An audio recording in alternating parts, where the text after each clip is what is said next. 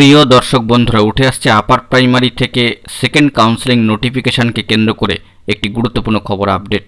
কার্যত বলা যেতে পারে মে মাসের শেষে একটি বড় খবর। তাই আর্জেন্ট ও সিরিয়াস টপিকটির উপর আর্জেন্ট বেসে এই ভিডিওটা কিন্তু ক্রিয়েট করতেই হচ্ছে। ভিডিওটিকে সম্পূর্ণ শেষ পর্যন্ত শুনে নিয়ে বোঝার চেষ্টা করবেন, ভিডিওটিকে শেষ পর্যন্ত দেখে নেবেন। যে সমস্ত বন্ধুরা চ্যানেলটিকে সাবস্ক্রাইব করতে পারেননি এখনও পর্যন্ত, তারা অতি অবশ্যই চ্যানেলটিকে সাবস্ক্রাইব করে নিয়ে সঙ্গে থাকবেন।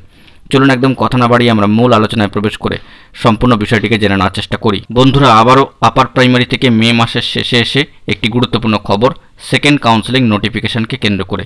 কার্যত সারা মে মাস জুড়ে ধারাবাহিক শুনানি হবে এমনটা আমরা আশা করেছিলাম, এবং গরমের ছুটির আগেই কিন্তু চাকরিপ্রার্থী বন্ধুরা একটা আশা করছিলেন যে কোনো কনক্লুশন বা নির্দেশিকা চলে আসবে এই সংক্রান্ত বিষয়ে মহামান্য কলকাতা হাইকোর্টের তরফ থেকে।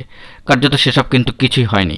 সেকেন্ড কাউন্সেলিং নোটিফিকেশনের আশায় বসে থাকা চাকরিপ্রার্থীরা যারা সেকেন্ড কাউন্সেলিংয়ের জন্য অপেক্ষা করছেন, ওয়েট লিস্টেড হয়ে রয়েছেন, তাদের অপেক্ষার প্রহর কিন্তু আরও কিছুটা বেড়ে গেল।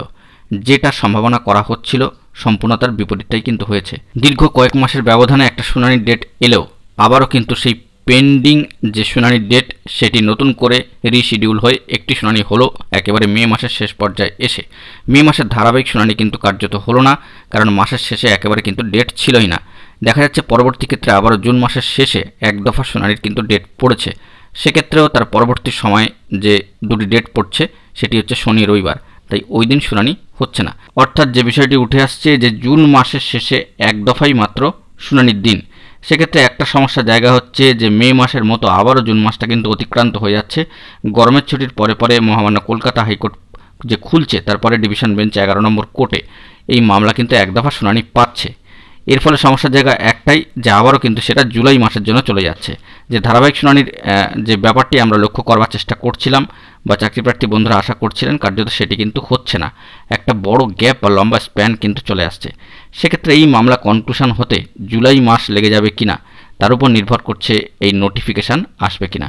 আর স্কুল সার্ভিস কমিশন চাইছেন মহামান্য কলকাতা হাইকোর্টের তরফ থেকে সেকেন্ড কাউন্সেলিং রিলেটেড কোনো নির্দেশিকা আসুক, কারণ ম্যাট কেসটি সম্পূর্ণভাবে মহামান্য কলকাতা হাইকোর্টে বিচারাধীন রয়েছে। ডিভিশন বেঞ্চের সাথে একাধিক ক্যান কিন্তু যুক্ত হয়ে রয়েছে। অত্যন্ত গুরুত্বপূর্ণ সেন্সিটিভ মামলা, বলা যেতে পারে মহানির্ধারক মামলা। তাই এখান থেকে কিন্তু হুটপাট করে কোনো জাজমেন্ট চলে আসবে এমনটাও আশা করা কিন্তু ঠিক নয়, কারণ কয়েক হাজার চাকরিপ্রার্থীর জীবন জীবিকা ভবিষ্যৎ এই ম্যাট কেসের সঙ্গে কিন্তু যুক্ত রয়েছে। অত্যন্ত সেন্সিটিভ একটি মামলা, তাই সম্মানীয় বিচক্ষণ বিচারপতিরা অত্যন্ত গুরুত্ব দিয়ে কিন্তু বিষয়টিকে অবজার্ভ করছেন, সমস্ত বিষয় তারা কিন্তু লিপিবদ্ধ করছেন।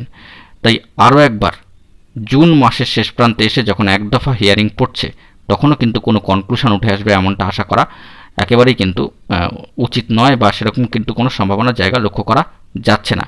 তাই সেকেন্ড কাউন্সেলিং নোটিফিকেশান আস্তে আস্তে হয়তো জুন মাসে কোর্ট খোলার পরে, তারপরে এক দফা হিয়ারিংয়ের পরে জুলাই মাস নাগাদ আসে কিনা, বা সেরকম কোনো সম্ভাবনার জায়গা তৈরি হয় কিনা, সেই দিকে আমাদেরকে কিন্তু যাবতীয় বিষয়গুলি ফোকাসে রাখতে হবে। এর পাশাপাশি আরেকটি বিষয়, যে মঞ্চের ভেরিফাইড গ্রুপগুলির তরফ থেকে ইতিপূর্বে কিন্তু কলকাতা রাজপথে ঐতিহাসিক সমস্ত আন্দোলন মিছিল কর্মসূচি পালন করা হয়েছে। ভোট পর্ব মিটে যাওয়ার পরে এই বিষয়ে কোনো স্টেপ নেওয়া হয় কিনা, কিংবা স্কুল সার্ভিস কমিশনে গিয়ে যোগাযোগ করা হয় কিনা, কোনো আর্জি পেশ করা হয় কিনা বা আবেদন রাখা হয় কিনা, সেই দিকে কিন্তু লক্ষ্য রাখা হচ্ছে। ভেরিফাইড গ্রুপগুলিতে কোনো তথ্য প্রোভাইড হলেই কিন্তু আমরা যাবতীয় বিষয় বা স্টেপ নিলেই কিন্তু আমরা সম্পূর্ণ বিষয়টিকে তুলে ধরার চেষ্টা করব। আপাতত সেকেন্ড কাউন্সেলিং নোটিফিকেশনের দাবিতে বিভিন্ন ধরনের কর্মসূচি অনুষ্ঠিত হয় কিনা সেই দিকে আমাদেরকে লক্ষ্য রাখতে হবে ভোট পর্ব মিটে যাওয়ার পরে। তবে মাসের শেষেই বড় খবরটি উঠে আসলো। দেখা যাক জুলাই মাসে কোনো ভালো খবর উঠে আসে কিনা জুন মাসের শেষে হিয়ারিং হওয়ার পর। বন্ধুরা, এখন এই পর্যন্তই। গুরুত্বপূর্ণ আপডেটগুলি পাওয়ার জন্য চ্যানেলটিকে সাবস্ক্রাইব করে সঙ্গে থাকুন। ধন্যবাদ।